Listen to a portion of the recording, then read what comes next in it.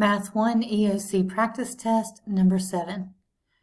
Which pair best represents a causation relationship? All right, A is a person's age and his or her shoe size. All right, so does one thing cause the other to happen?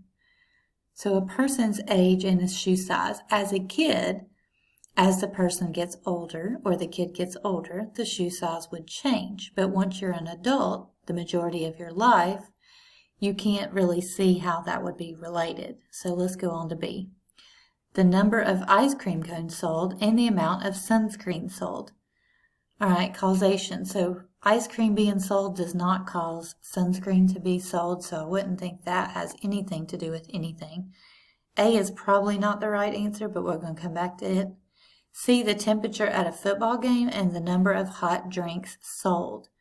All right, so this one is going to be our answer because the colder it is, the more hot drinks are sold because people try to stay warm. So if it's warmer, they don't need to buy a hot drink. So the temperature causes people to buy drinks. Let's read the last one just to make sure. The number of people attending a ball game and the length of the ball game.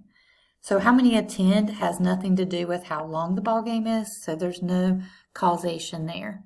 And again, with A, the reason we skipped it is a person's age only as a child may affect their shoe size, but after they're an adult, the majority of their life, that does not happen. So the best answer is C.